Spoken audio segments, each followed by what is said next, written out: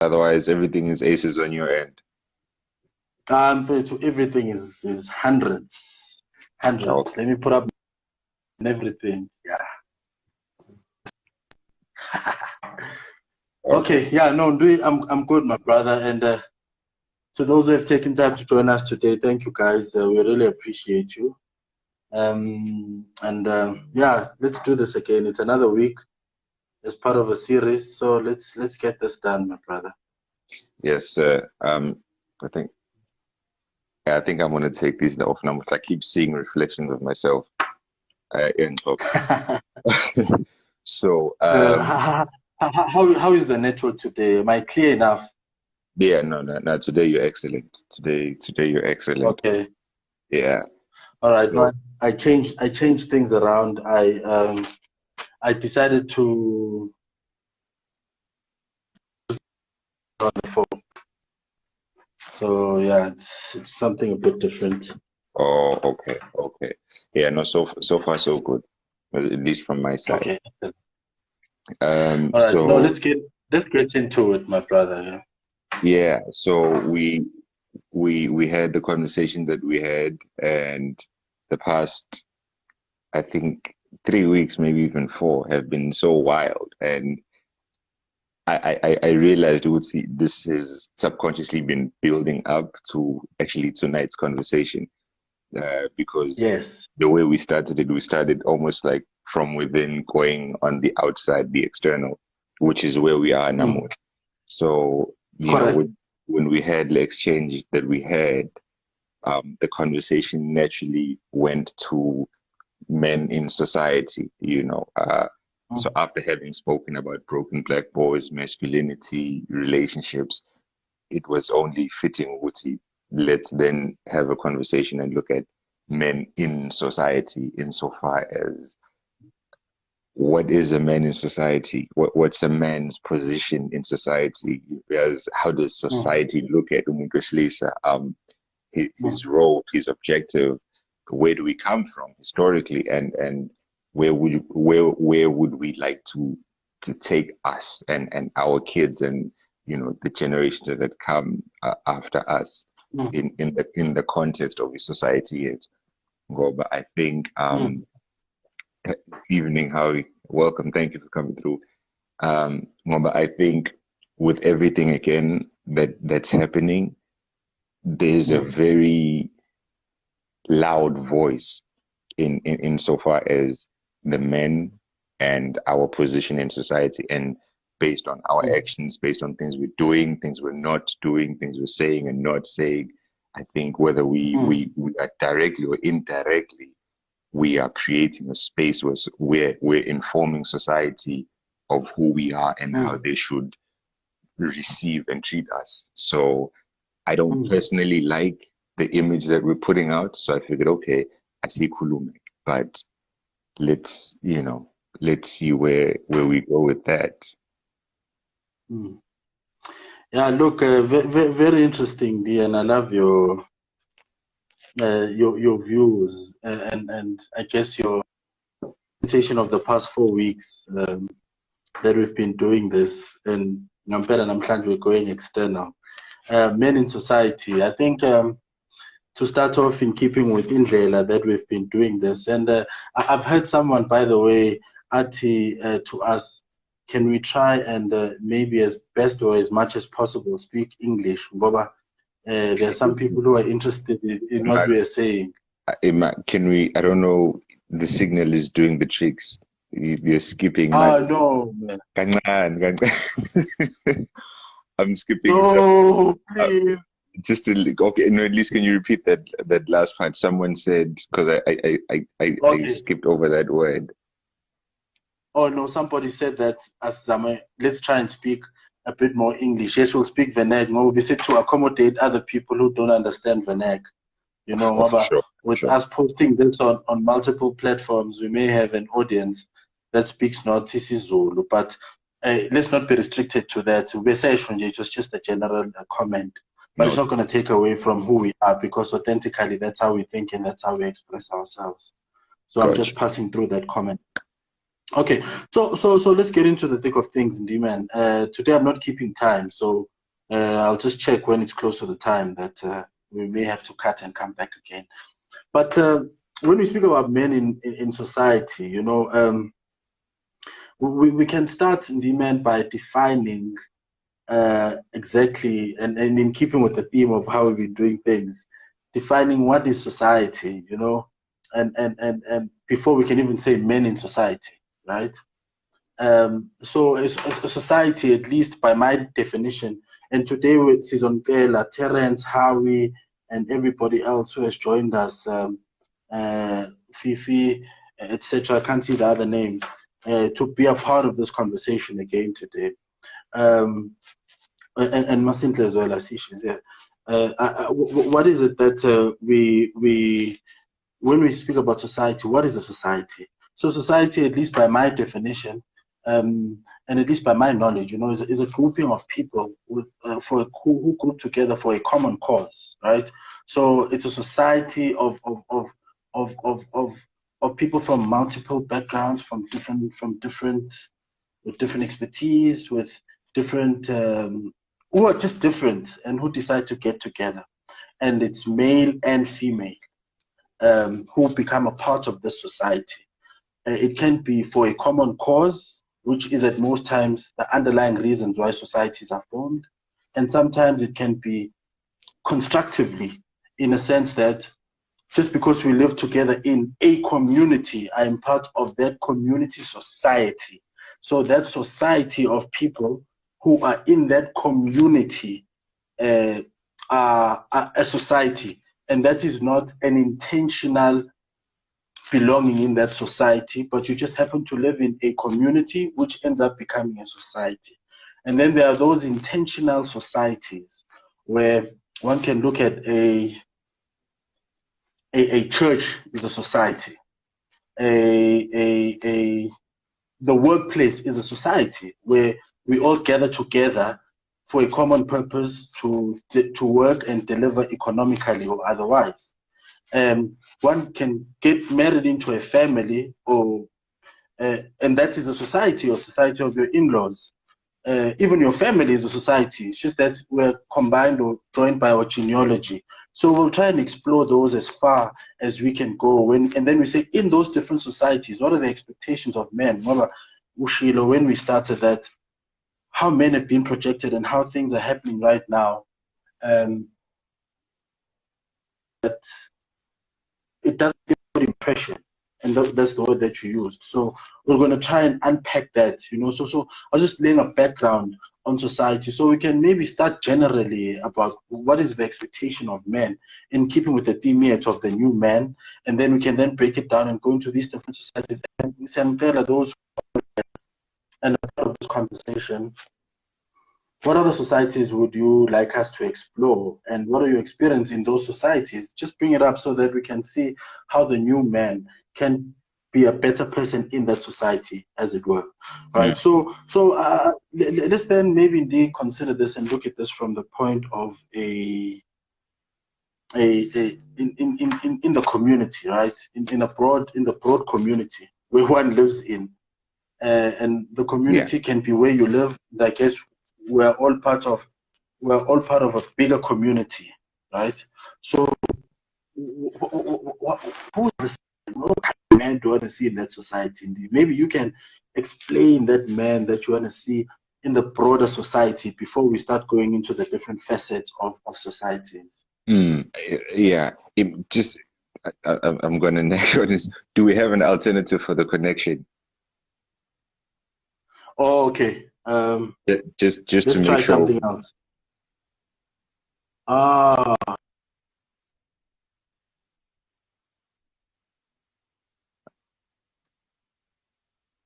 Okay, let's see how. Because Nqobani is breaking up every now and then, and I'm losing some of his words, and it okay. Okay. Are we on? How is it 10? now? Okay, so no, let's see how. But so far, it's down. Okay, no, are we better now? Yeah, we are. Oh, yeah. Now I can hear you. All right. No, what happened is that when I walked into the house, it automatically tuned into the Wi-Fi, which is what I was Oh, trying to avoid. okay. No, no. Yeah. So far, the audio is, yeah. But let's see as we move Excellent. on. I'll let you know if it Excellent. differs. All right. Thank you, So Mahais. Thanks, Terence. Yeah. so in my view, when this was tabled and when this revealed itself, I was looking at it in the society in the general sense, insofar as our communities, obviously within our households, but beyond the household, and Mm, just the general community and the environment in which men occupy. And more than that, I was looking at the way in which our communities, the world, men, women, and children are looking at men, the way that men have been projecting themselves, and the energy that we mm, have initiated or brought about from people. So mm, again, this is to a degree informed by, the gender-based violence that's happening, child trafficking that's happening, religious scandals and headlines that have been happening, the black family structure that's at the epicenter. So many things politically, economically, socially, so many things that have been mm, happening, and I'm mm, seeing a lot of men are in the center of a lot of these things.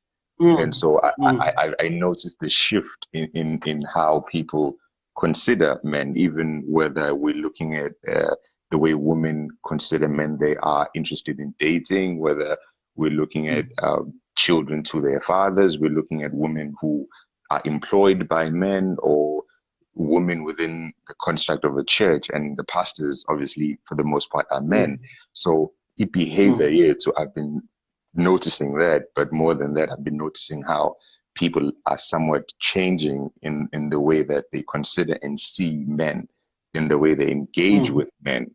And mm, understandably, it comes from the way we behave and the things we do that mm, informs how people respond. So insofar as society, I was looking at from the community perspective. But mm, njengobusho, the church is also society, the office is also society. All of these other places, these are societies, and these are places that men exist and operate in. So mm, to not beat around the bush, the integrity of men, I will, on any space at any given time, will say is tarnished. Kakulu. The credibility of men is is shattered, or is shattering to a very extensive mm, degree. The respect or that men have earned or are maintaining is mm, disintegrating by the day, naturally so. So all of these things, they've been heavy on my mind, and I'm thinking, mm, how is this, how is this okay with us as men to mm, live and function with these happenings?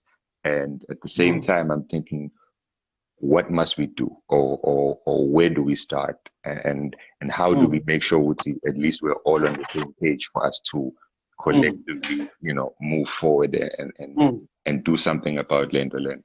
So mm. yeah, long story short, I was looking at it from a community perspective, and just Mm. connecting to all of these other spaces that men are in.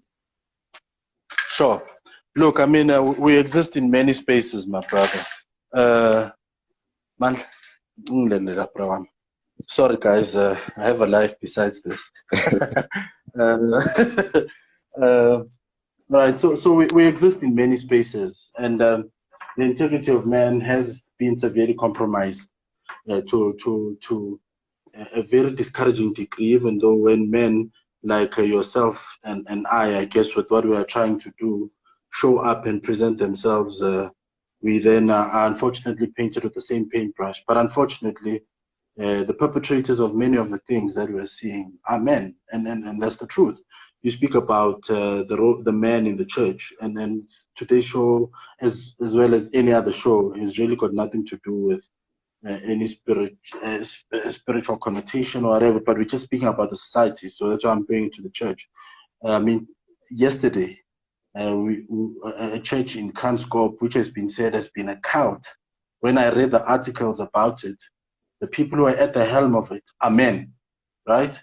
Who have utilized their dominance and their domination and used the word of God, at least from a Christian spiritual perspective, to manipulate it in order to benefit themselves in many ways, manipulate the word and manipulate the people thereof. And at the helm of it is men. And I'm just making a reference to a case that is topical right now. I think it's a ZBC, that church in Kranskop, in Middle KwaZulu-Natal, in Central KwaZulu-Natal. When I read all those stories, it was just so disheartening. It is so fracturing. It's moving, because the victims who are coming up are men who were abused by these men, and it's also women who are abused by these men. And to understand the things that were happening in the background under the guise of the church, driven by what? Driven by men, right? And I'm not, and for those who are joining us for the first time, and anyone who consumes this post today, they will know that we're just talking from a man's perspective. I mean, it could be women as well, or it could be whomever, but we're just speaking for the man and saying, what is the new man supposed to do in instances like this? So the man in society has really been not distorted, pardon me, but has been discredited, because of the distorted ways in which the man has projected himself. And by extension, we all get painted by the same paintbrush, indeed. And to still stay in the realm of the church, at least let's unpack that environment. A lot of things have been happening in churches where men are leading, right? We see it all the time. We see it all the time. We read about it all the time. We hear about it all the time. I mean, for even to say that it's men of the cloth, it's men of God. But the men who occupy those positions, we've seen how they even go as far as taking advantage of the queens in the church, the ladies in the church, to an extent that people start disbelieving in what the churches stand for, and it says to me, when in a position of power in that space, how do you use that influence as a man? How do you use that pulpit, for the lack of a better word, because that's the environment of the church, to further the proper agenda of the church and not take advantage of what you should be doing? So at least from that particular community's perspective, I have seen how men have used that privileged position to take advantage not only of children, not only of women, but also take advantage of other men, and use this and turn this around in a way that has, it's really disheartening. So what kind of man do we want in this church? What kind of man do we want in this society called the church? We're not talking about a church, but the society called the church. What man are we looking for in that particular society? Mm.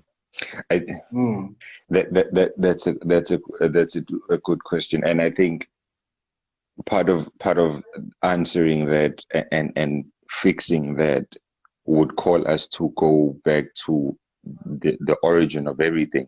The beginning is always the best thing to refer to when faced with triumphs and war. But I think as far as men, there's a huge issue of identity, of self-worth, of self-image that we cannot escape. That it keeps showing up in different themes and different conversations involved. But for a very long time, we have been masked or masking our immaturity, our refusal to grow with our male privilege, patriarchy, our ego, whatever defensive mechanisms we have as individuals or collectively as a gender. And I think that manifests in these different communities, whether we're talking church, we're talking work, we're talking general community, we're talking social settings, we're talking whatever. So the issue where I'm is I'm fortunate enough, and I don't speak for all Zulu people, for all cultures, but I'm fortunate enough to have been born and grew up in the early stages of my life with a very explicit and vivid representation of umuntu wesilisa, a man, and how he moves and how society treats him. You know, if I call back to my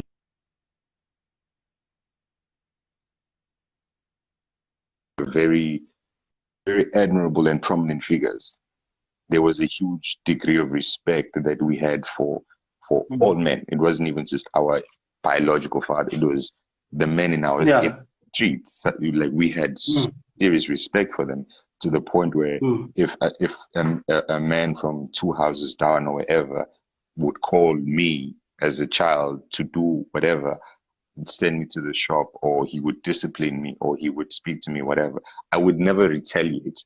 I would never dare speak back. I would never act out of pocket. I would never even think, Uguti, you're not my dad. You can't speak to me like that. I used to give him the same respect that I gave my biological father, because that was the image that this man had. He was a father. He might not have been my biological father, but he was a father. And so I gave him that space.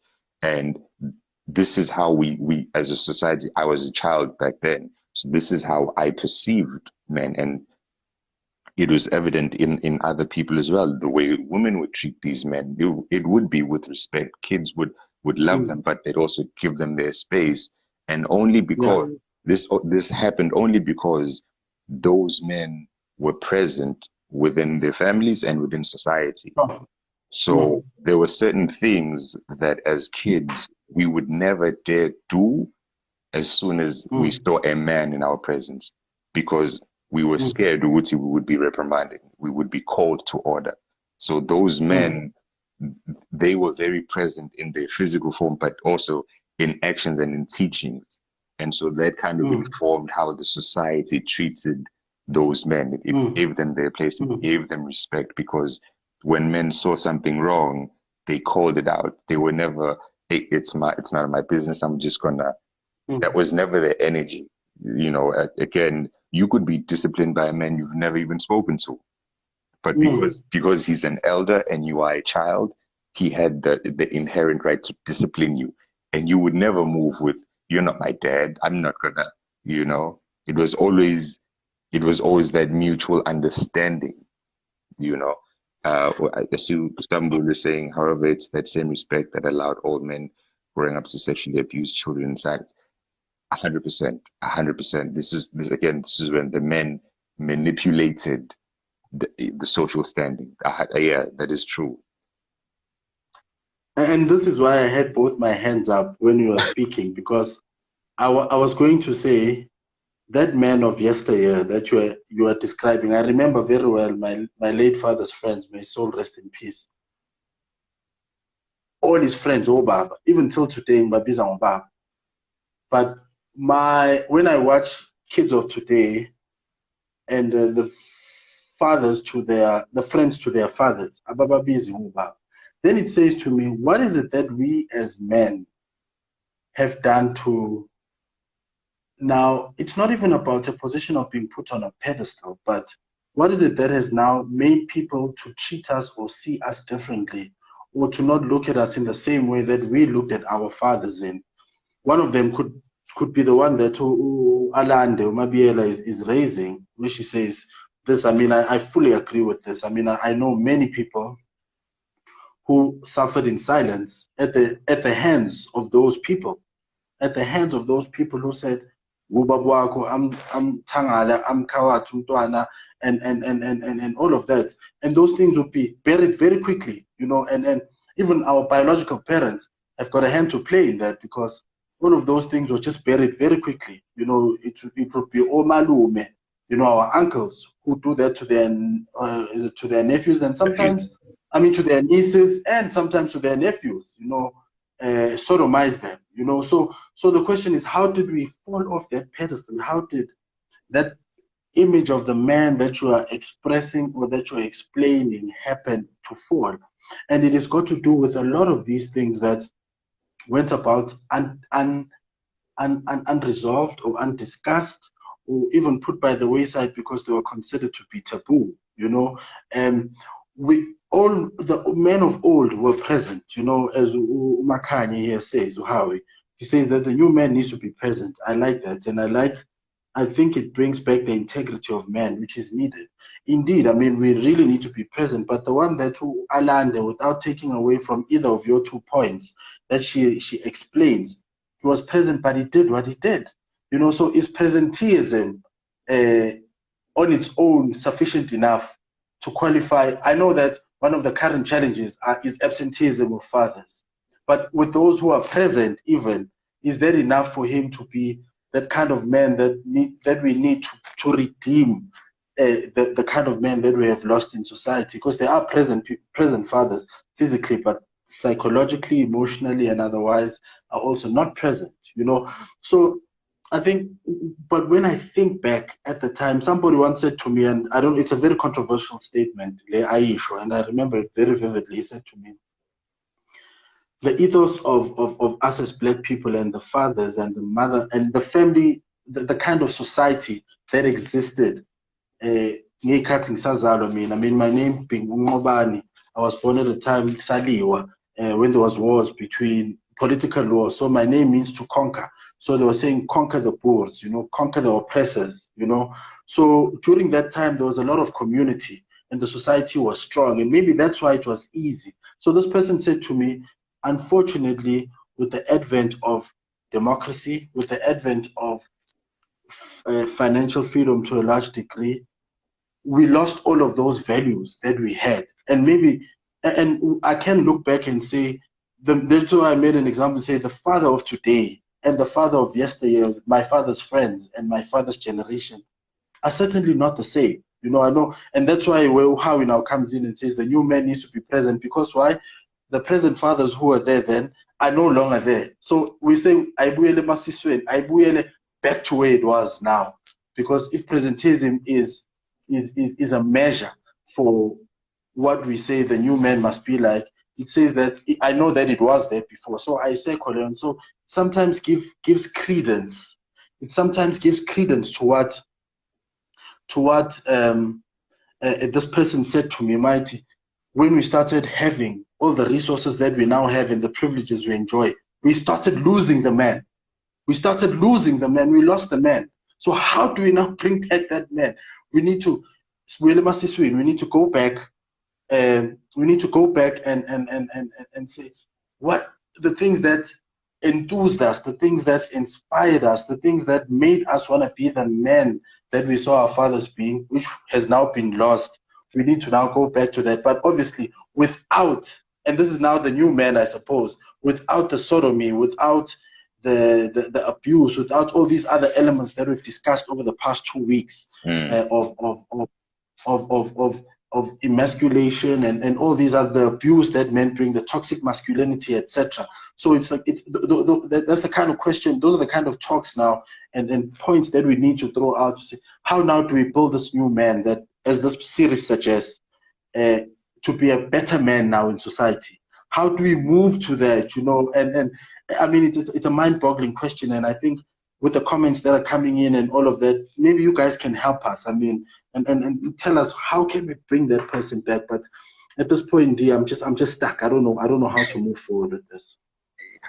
Yeah, wonder there's I think Aristotle said power corrupts, absolute power corrupts absolutely. Absolutely.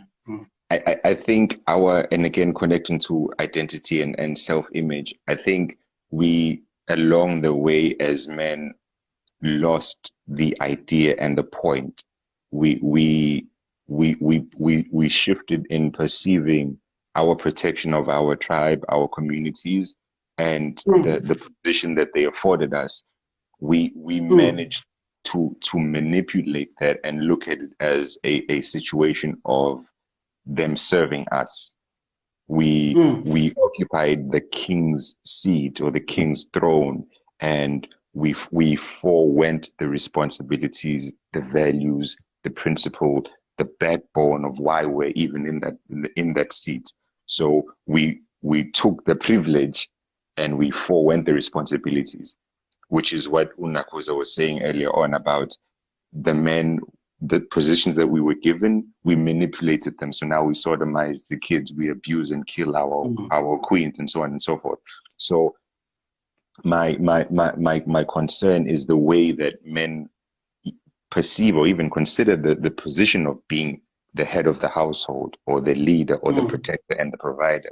We see it more for the rights than we do for the responsibilities. And I think that's part of the problem here, Tuguti. You know, that privilege of I am a man. You know, we're so quick to take what comes with being a man without understanding what that actually means from you. What does that expect from you? Because I remember growing up, there were certain figures in my upbringing that I would converse with, and they would hit me with this reminder of it's not all glorious being a man. It's not fun. And I was raised and taught with this, Uguti. As a man, there are certain situations and certain things that you have to do, not because you want to do them. In fact, sometimes you don't even want to do them. But because you're the man, you have to do these things. You know, if we take a surface level example, if there's a threat to the family, I don't want to be the first one to take the bullet. But that's my position as the man. My job is to protect my kids. So if there's anyone going to jump in front of the gun, that has to be me. That's my responsibility. That's not fun for me. I don't want to get shot. I don't want to be in harm's way, but that's what I'm called for. You know, if my family, if my community is threatened, it is my job to protect them in any and every way. So now what we did with this foregoing of our responsibilities, we became the threat to our communities. And so society then needed protection from us, the people that's supposed to be protecting them. And as we never showed up for them, now we're seeing a space where, and it's crazy, but speaking on what we were saying, to where we come from, we're now in a space where a woman who's never met Ndie, by virtue of me being a man, is threatened by my presence. She's now uncomfortable sharing a seat with me. She's uncomfortable standing in the line at the shopping mall behind me or in front of me. She's uncomfortable jogging and me walking past her. We've never spoken. And she doesn't know you. She knows nothing about me. We've never, ever seen each other. But just by virtue of me being this gender, she's uncomfortable and she's scared and she's thinking all of these things.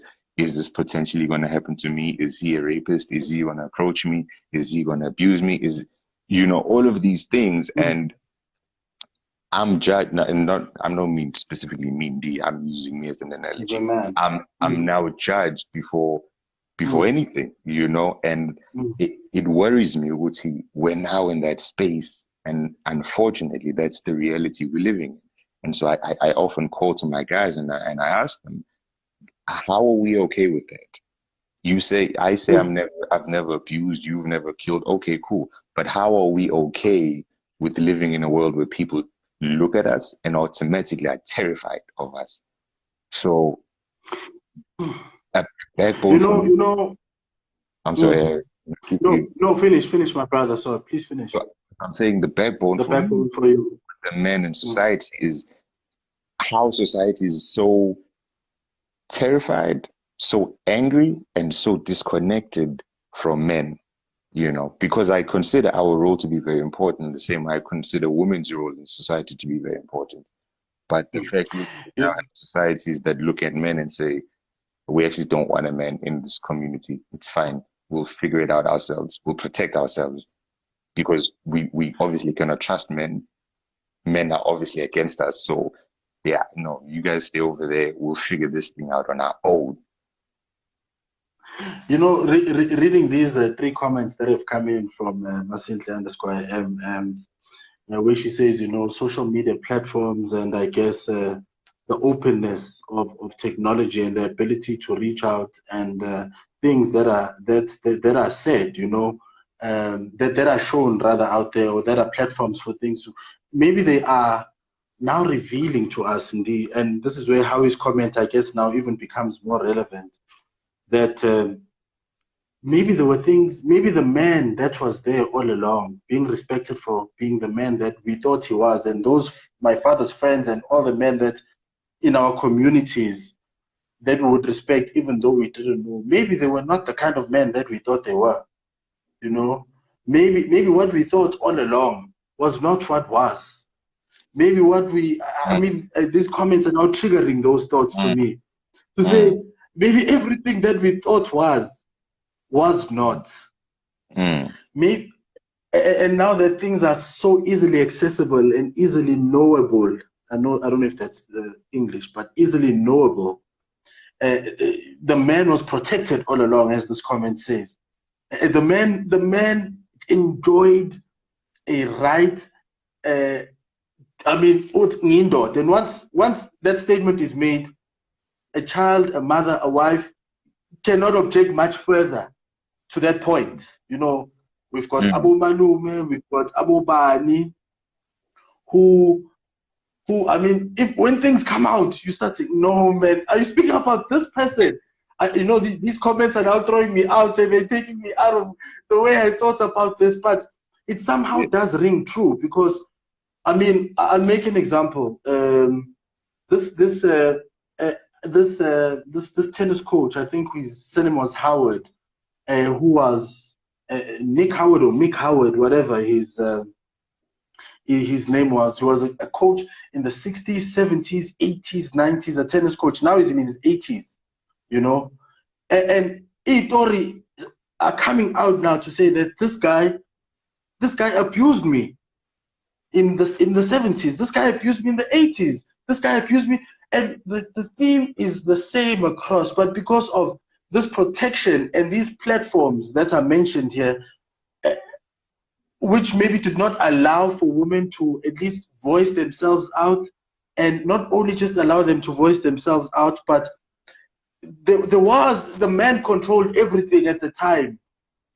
Nothing, what we thought was perfect, maybe the conversation we're having now is a conversation that is as old as 50 years ago. It's just that at that time there was no platform for these conversations to happen, because men controlled everything and protected everything.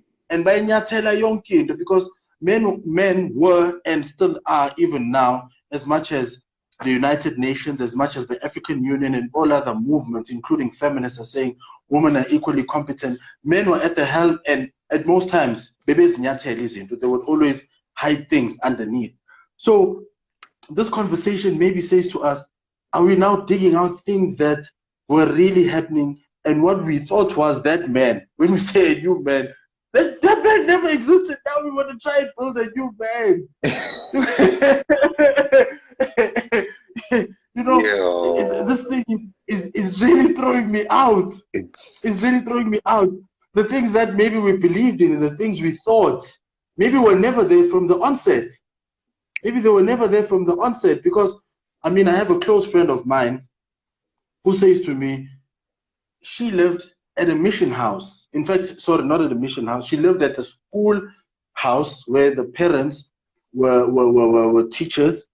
And one of the people who were respected in the school in the 80s, me and her are the same age, sexually abused her.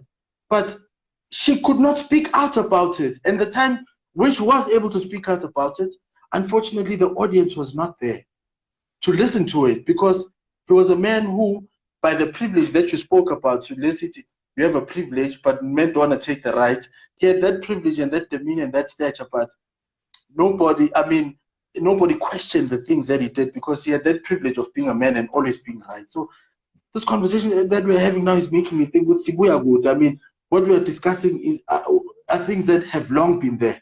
You know, so it's throwing me. It's really throwing me. It's really throwing me. You know, it's heavy. Umbuso saying something. Yeah, Umbuso, no, speak to it. Yeah, thought about Nami myself, even prior to having these conversations, because I never like to do anything for the sake of doing it. I always want to make sure this is going somewhere and this is going to make an impact. And I thought about this point about how can we reach men who are part of the problem but are not on mm, Instagram, they're not on Twitter, they're not mm, on Facebook. How do we have those mm, conversations? And I've thought about it. Like, believe me, I stay up late at night and I ask myself, how do we get to these people?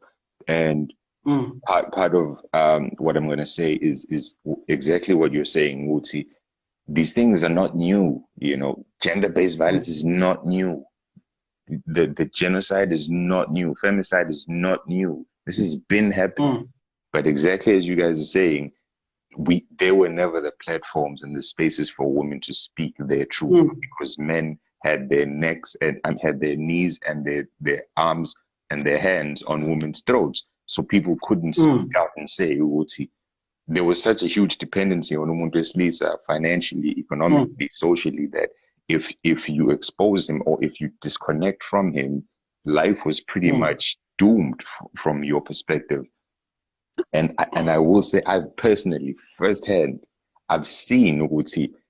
I won't mention names, but there have been men in my own life, in my own family, that I grew up idolizing, mm, thinking, yo, this man is. But as I grew older, as I started paying mm, attention, the cracks mm, started to show. I started mm. seeing flaws that I was not ready at the time to see. Utaibo, Yeah. how can this individual that I put on such a pedestal do that? No, Mm, something doesn't add up. And my conscience mm. had to reject it, Ngoba it couldn't comprehend Uti. Someone who Comprehend it. so much credibility and weight on could do these things. So I'm saying Mm, that attest to what you're saying. Some of these things, nuts, that we grew up thinking and these ideologies, they weren't true. We only saw one side of the story. And I think, mm, understandably, naturally so, what we're seeing in society now is the inevitable.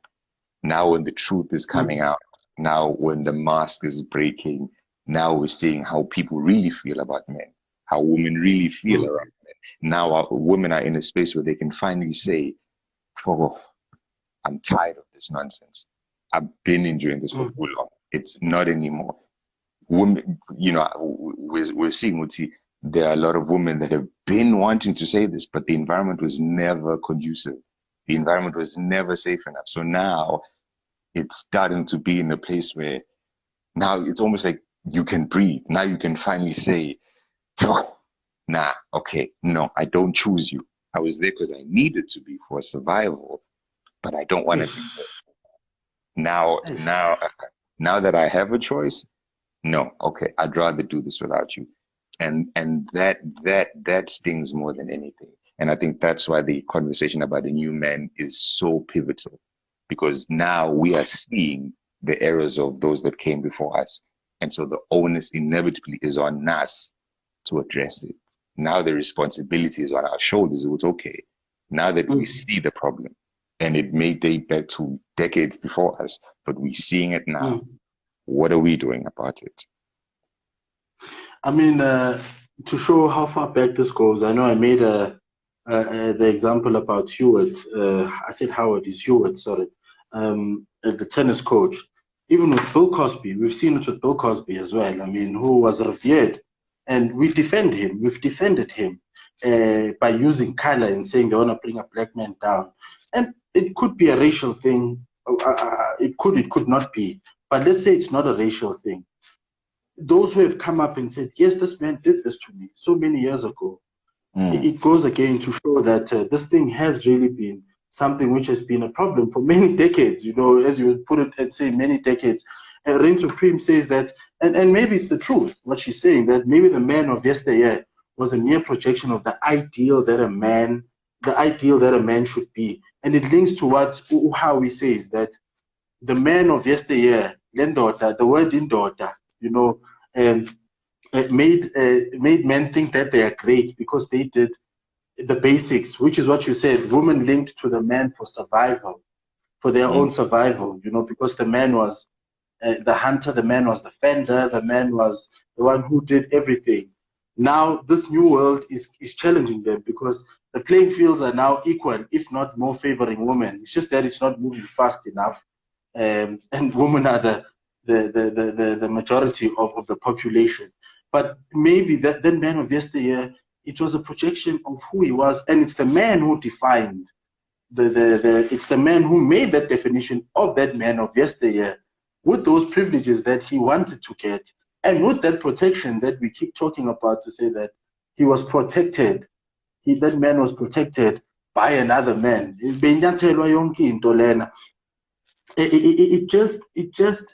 just makes it very difficult to say that, okay, now that we are having these conversations, now that ladies are able to voice their frustrations, to voice their experiences, it is probably now a time where we say, how now then do we craft up this new man? How then now do we bring up this new man? And how then do we now, understanding both sides, the man's side and the woman's side, and seeing realities? Are we first of all, as men, sober enough to accept, which as in right? Because for anything to change, and I think it was Fifi or Terence in the second podcast, or in the second one we did, where they said, and I referred to it again last week, they said, to unlearn, there must first be a willingness. Are we first willing to unlearn these things that we have made us who we are, before we become that man, before we become that person, before we become that new man who now takes everything into context and understands, which as in my privileges which I had and what I knew growing up and understanding to be what I thought should be, is indeed not true. And how then do I then turn it around? I mean, so I think that's the big question that we need to answer. You know, how do we move beyond what we know, accept the newness of what is now on our table, get rid of the ideals of that new man, of that daughter, and then see how then do we move forward? Because, I mean, a reality of this is that new boys are being born every day, you know. What are we teaching them? Where are we taking them to? You know, because a boy can be born today carrying that mind of that man of yesteryear in this new society. That boy is going to be doomed to fail, you know, because it's a problem. It's a problem, you know. I mean, how to expect a boy child to stand up in the bus for the man of today, when the very child saw his mother being beaten up? You know, even the new generation of children don't know the man of today. So, I mean, now we are middle-aged, approaching the end, maybe of our not the end, excuse me, maybe out of our youth years, and maybe the baton, maybe we were a bit further up. How do we then speak this language further down to those who are still coming up? You know, it's a very tough one. It's really a tough one. We need to really redefine man. You know, is it a question? Is it something that men are ready to discuss? I don't think. Personally, I don't think. And redefine the roles in society that are attached to them, which may dehumanize men. As Babiela puts it, it's really interesting. I don't know, my brother. Guys, maybe the guys who are here, we may be discussing the problem. So we're going to in the literally maybe the guys who are here help us. How can we turn this thing around? As Ndie goes on to say what he says, I'm just throwing that question out there.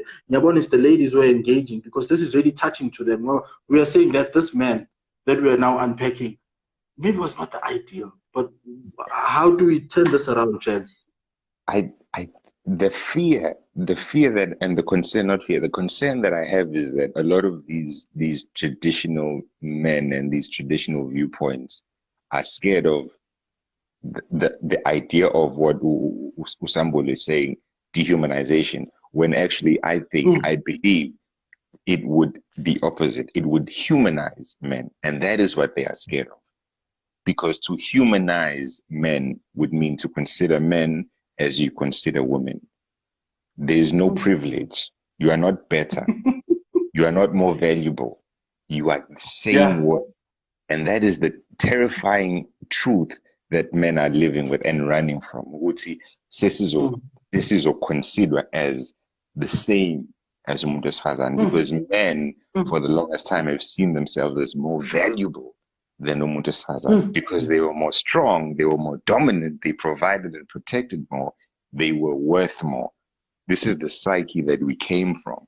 So as a man, I grew up thinking I'm worth more than umuntu wesifazane because I have more physical strength. I can do more, right? My actions are more tangible. Ergo, my position in society is greater than. So I think the fear is humanizing. Men are scared of being humanized. But if you've been privileged for a long time, even equality starts to feel like oppression. So inakuza yethu, movement yethu is largely informed by that. So my issue is, and again, all truth, I can speak nothing but truth. As much as there are men that I grew up seeing and they could never maintain the facade, there have also been men in my life, very, very close and direct, and that I've seen who have embodied these values and these principles of what I believe a man should be. They were men who stood by what they stood for, and it was family before all, it was community before all, and so I recognized, oh snap, there are people that actually this was the truth, although there were never many of them, but this was really what they believed in, and this was life. And then there were those that had the facade, they were masking and they played the part and they only looked like it. And what I believe is, and this, I think I've mentioned it before, there's still that link about boys pretending to be men in our society.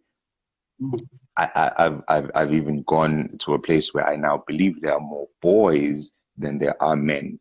And when I say clarity, when I say boys, I don't mean within the confines of age. I believe a boy is, that definition far expands just age. I'm talking mentally, emotionally, spiritually. There are more boys. Yes, there are more boys than there are men. And I say that now more than ever, Ngoba, I firmly believe, personally, no man, I don't want to say no good man, no man would sit around and allow any of the things that are happening to happen around him. Whether we're looking at gender-based violence, we're looking at human trafficking, we're looking at corruption in corporate, in society, in churches, no man would sit idly and let that happen around him. I don't believe that, period. And when you bring the boy and man conversation and the expectation of what you're saying, no man would sit around and do 1, 2, 3, 4, 5. I want to entertain that, and I want us to go into that and touch on to Terence's point. Yeah. Yes. Sure.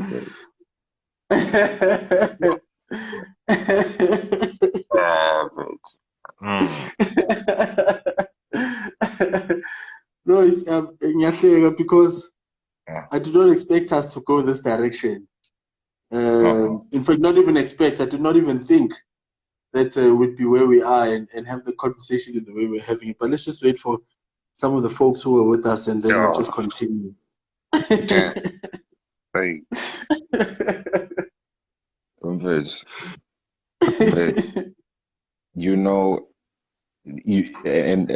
We've said this before. I don't remember whether it was in a live or in our private conversations. One of the scariest things for anyone to experience or to receive is the idea or the notion of the very people or the very things that you were raised on, that you put a huge chunk of your identity and history on, are broken or are not true. Yeah. So the terrifying and the daunting thing about the conversation is you cannot then go back to a space where you don't know or you didn't hear what you heard. Yeah. So you can't ignore the truth once it's spoken. And so, excuse me, I only mentioned that Ngoba, it brings to light the amount of unlearning or the amount of healing that we then have to go back to Ngoba. It's not just with us, our generation. I now have to look at Ubaba, my grandfather, my great grandfather. Were they the men I thought they were, or were they just my father and my grandfather? But as men, who were they?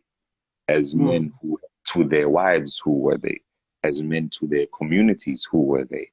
As men to their peers, who were they? And so now I have to look at them, and I guess we all have to look at them beyond just our lens of this is my father. Yes, but your father was also a husband. Your father was also a brother. He was also a neighbor. He was also a friend. How was he in those spaces? What kind of man was he? Well, but as a father, he might have been amazing to me, but he might have been an abusive husband. He might have been an abusive neighbor. I don't know, because I never knew him in that light. I only knew him as dad, and dad was amazing to me, but dad occupied other spaces. And so you have to consider that. And now you have to look at all of these things. It would see, well, your father was good to you, but he was a little something else to someone else.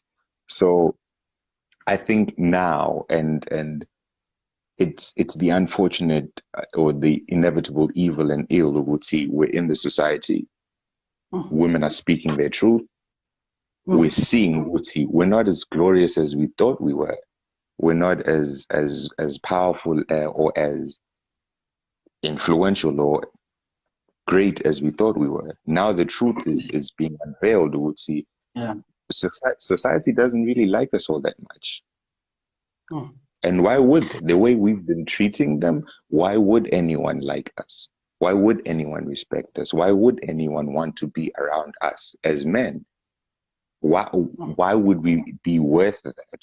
Look at us. Look at what we are doing. Look at what we've been doing. Look at what this conversation is unmasking. Who would want that? Who would tolerate that?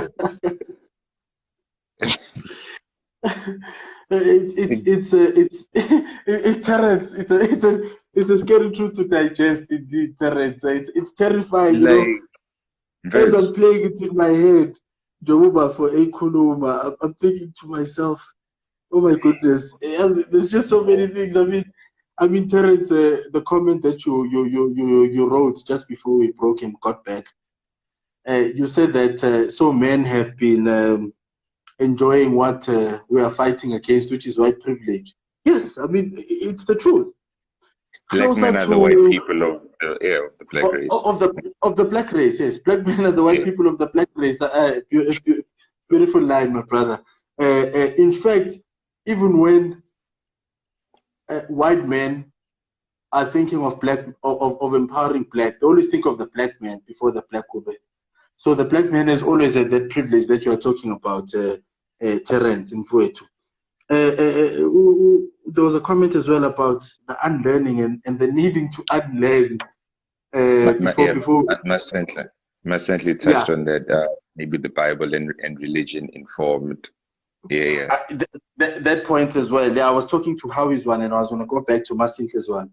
Howie's one suggests that so it is possible to unlearn. I think that's what she said, and as scary as it is, and as humanizing as it should be, it is possible. It's just a frightening reality.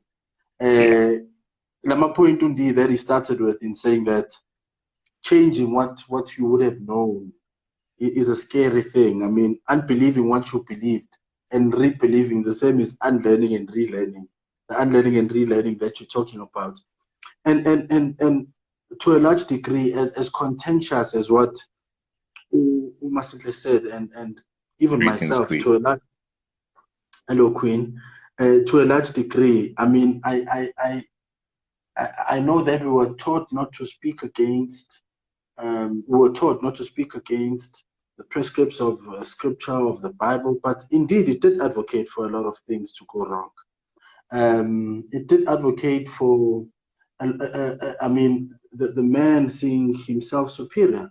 I mean, I'm not saying that the man is inferior, nor am I saying the woman is superior above man. And that's not what we are saying here. That Ndie spoke a beautiful point when he said that we are all humans, you know. But the Bible just somehow elevated man. And I mean, if the respect comes mutually, if it comes without any form of blackmail, if it comes with any form of manipulation, which is the order, and which is what we are discussing today, and where men feel emasculated, to borrow from our second talk, and where men feel dehumanized, to borrow from Alande's word, and where men feel that, hey, manje ngathi siqala manje kuyalingana, kuyasiphambanisa manje. That's now when men start fighting it, because men are the ones who set up that ideal that I'm like this, you know. So in now going back and restructuring that ideal or reviewing that ideal, the comment that was put to you 2 weeks ago to say that you sound like a feminist, and we said, no, we're two sides of the same coin. We're two sides of the same coin. And understanding that both men and women have their own different roles in society, and no role is above the other. I mean, the truth of the matter is, indeed, IoT cannot function well without umuntu wesifazane, and a woman can't function well without a man. So the understanding is clear. We both need each other. You know, we both need each other. So you know, all of this is just throwing my mind into a tangle right now to say, how then now, as much as I've started this, you know, how now do I then, how do I start this and relearn and unlearn and do this? I mean, Usambulo, again, I mean, Mabiela, you know, she says dominion, in fact, starts with high, the Zulu expression, high. Dominion was given to both men and women in the Bible before the physical creation of man. It's not the Bible, it's the way that we chose to read the word. Equally so, and that's why when I started at the beginning, and I referred to that missionary, that cult missionary in Kranskop in central KwaZulu or northern KwaZulu-Natal, and what we see in churches as it is right now, it is men, it is the interpretation of how men have interpreted scripture to make it like that. And maybe in Masikle's point saying maybe it's not the Bible or church, let's say it's church that made it like that. You know, maybe it's church, and church is not God. Church is a society, a very society that we're talking about. Church is a society, so it's that society of church that made it to be like that, and twisted many things around, just as many scriptures have been twisted around to serve men. You know, so I mean, men have chosen things that suit them, and all of that. You know, it's I see Queen after saying hello. She's got a few things as well that she's bringing up. And Queen, look, it is what we're saying is it's not the Bible. I mean, it's us men who did that. It's a pity you've just joined us now. I mean, it's a build up to where we are now. Is a build up of what we've discussed for more than an hour. You know, it is men who did all of these things. I agree. You know, it's church, not God. Definitely, it's church, not God. And I just want to take this comment, and then I'll throw it back to you before we move towards closing. You know, where Rain says that, Supreme says that these questions and realities possibly nullify a lot about the idea of who and what is man, especially in relation to the society within which he lives and exists, the same society that the man has shaped himself. You know, so it's tough. It's tough. I agree with you. It is, Mwamba, again, a lot of these foundational beliefs and perspectives and viewpoints are man-made. Sure. But the trickiest thing, and this is why I try to always have an open mind when it comes to anything spiritual, anyone's religious practice. Ngoba I've realized, Uti, there's a very fine line between truth and perception.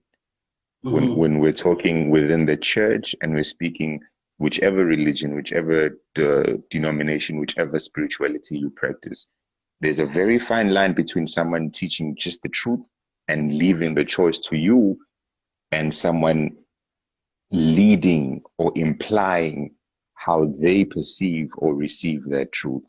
And I think that is a degree to what happened insofar as position of men in society, the position of men when we're talking man-woman relationships, the value of men, the role of women. There was the truth, and then there was man's opinion of the truth. There was a man's perspective of the truth. So instead of us saying, okay, this is the truth, do with it what you will, we said, this is the truth. And so what this truth means is this, and this. And so now what's happening is the voice of women is that in society that's coming out is now saying, okay, remove your opinion, man. What you think. Let's just leave the truth. What does that say? And that's a scary thing because Hey, the naked truth as it stands doesn't glorify us as much as we've been glorifying ourselves. correct. Correct. It doesn't elevate us the way we've been elevating us. The truth is the truth. And it Mm, doesn't favor you more than that person. It is the truth. mm, So we're scared of losing that image that we've architected for so long because it comes with such beautiful privileges and supremacy and leeway mm. that now we with the mere thought of I could lose all of this is holy crap. You know you can't imagine that. You can't fathom that because now you again what did they say? White people are so scared of black people rebelling because they know if we did to them what they did to us, they know how they would react. In the same way, men are afraid of equality because they know how they've been treating women. And the ideal what a woman might do to them, what they have been doing to women, is is enough to make you stop. So that equality is scary in that way. And I guess reaching out to my closing, um, to say, I mean, in these comments now, and if you've just joined us now, you'll think that we're saying it's the black man has been using his privileges against black women. No, we're just talking about the man in society in general, not only just against women, but just in society in general, the position that he has occupied and the roles and privileges that he has gotten by virtue of him being a man and how the man has been defined. So my comments, maybe to give my closing comments and to wrap this up from my side at least, I should say, uh, I appreciate everything that you have said, and I agree with everything that you have said. Um, I'm just now saying, okay, what now do we do next? What do we do next? Um, I mean, how do we go and address this hectic thing that is the elephant in the room, where one of the comments says men are meant to sit, men in some churches sit in the front in church. Men are made to sit at front in churches, and at the back sit women. Men are given the best part of the meat. Women take the next best Yeah. part. Children take soup and whatever else that remains. How then do we now change all of those things? I mean, we can bash and discuss all of these things and unpack it. I mean, there's still so much more that I would like to say, but at the risk of not repeating what I have said and how I view this, I'm just left here with a question to say, how do we advance this further? How do we do this without emotions, but trying to sensitize Amachita and try and raise those who will come from us, those who will come from our loins, those who are our niece, our nephews, those who are our brothers, and where to from Mhm. here, and how do we redefine?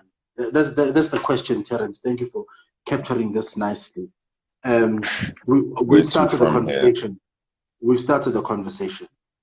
Um, I realize that there's a lot of fractures in the man, in society. Mm.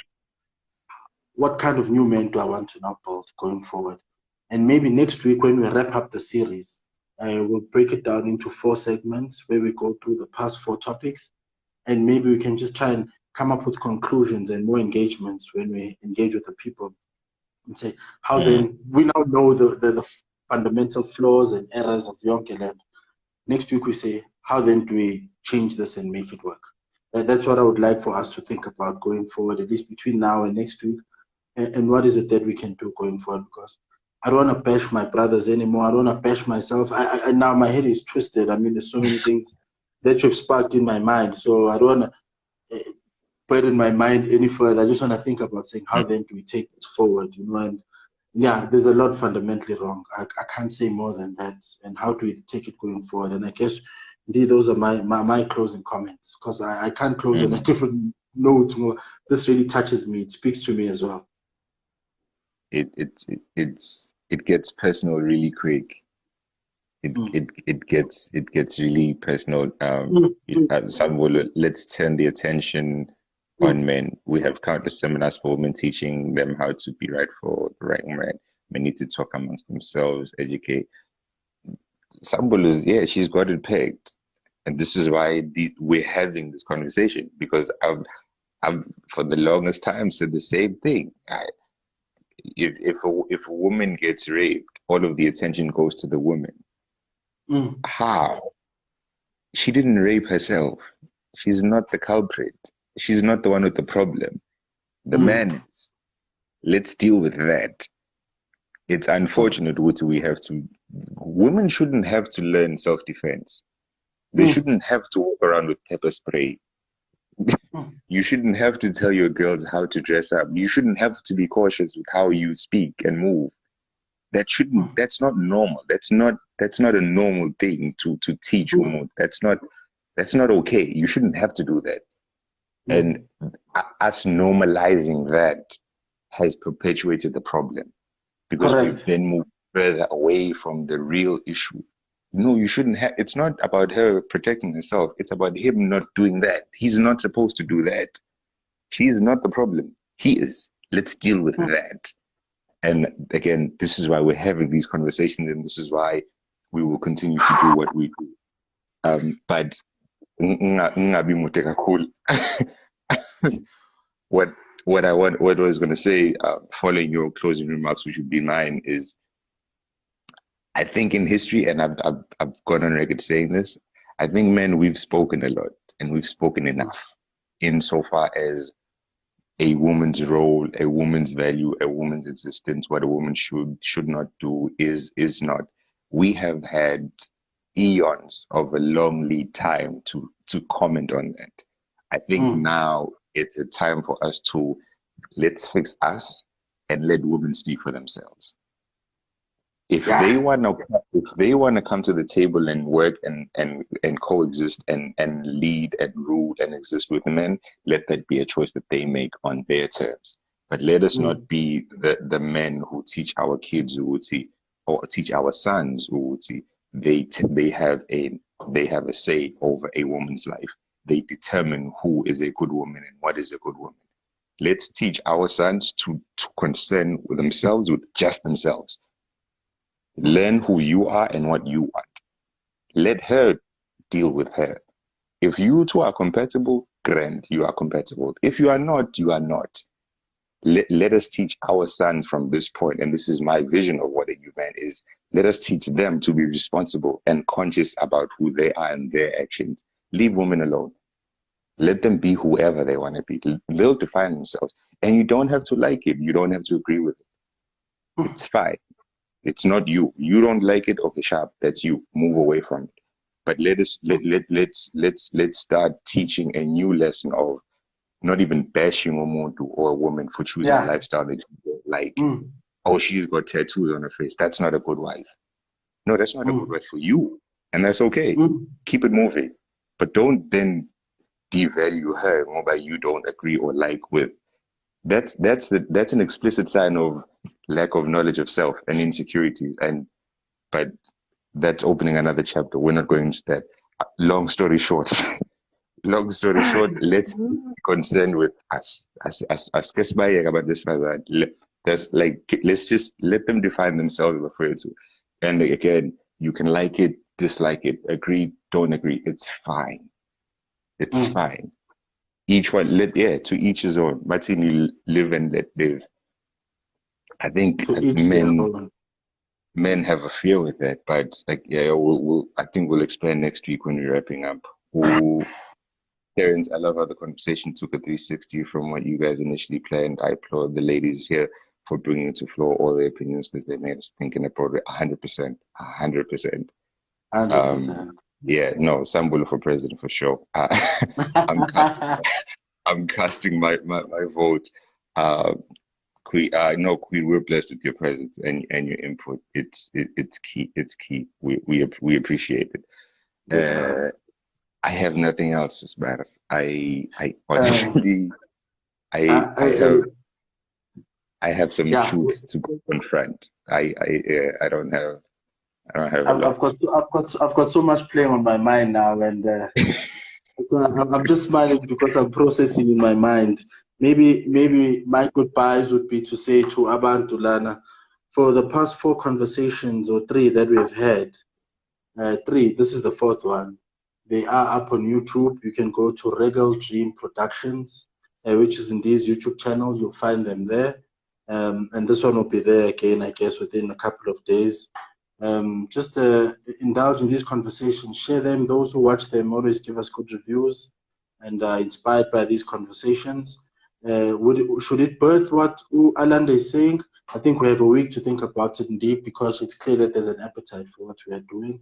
I don't know what direction it's going to take, but the appetite is clearly there. The narrative that we are advancing is one that is necessary. May make people uncomfortable, but I think we have to do it. But let's watch the other ones, and maybe as a preparation for next week, so that when we wrap up next week, at least you're not lost, and then we're able just to wrap up this New Man series. And I'm really blessed and grateful, not only just for the people who have joined us, but to you as well, my brother, for at least for us having these conversations. Thank you so much, my brother, and let's do it again. I mean, I guess next week, and let's sum it up and see what is birthed out of this process. Yeah, Nothing more from me. I appreciate you, King. I'll say it until the cows come home. You have one or certain expectations, and then things happen, and then you get to a point where you just okay, as in I don't even know. I'm just a passenger. So let this thing take me wherever it's going to take me. And I think that's the journey of truth or any growth. You Mm. you kind of realize that you don't have as much control as you thought, and you just got to shut your mouth and let it do what it's going to do. Just listen and learn and grow. And it's scary to allow yourself to be that open, but it's the only way it's going to happen. So, in essence, thank you for it too. I appreciate it beyond the language can express. Thank you to the queens that show up and that speak their truth. Thank you to the kings that open themselves up for hearing these things, because I mean that alone is an achievement. That's a lot. Sure. I know a lot of guys, as soon as you say one word, Muntu shuts down, and they're like, no, I'm not even going to entertain that. I'm just so to even listen and speak and engage and think about it says a lot about one's character, and I'm grateful for that. That gives me hope. We're going somewhere. We're not going to check out anytime soon. So yeah, I appreciate tonight. Like it's going to keep me awake for many days to come. Uh, Next week, is It's the wrapping finale. up. Yeah. But yeah, I look forward to that. But no, thank you everyone for coming through. Thank you for the time. All right. Thank you for the energy, King. Mbonga mfowethu. Um, yeah, no, let's keep Let's communicating, working. Okay, my brother. Thank you, guys. And next week is another day. Let's connect again next week. Thank you to those who have been loyal, and we look forward to seeing you next week again. Cheers, my brother.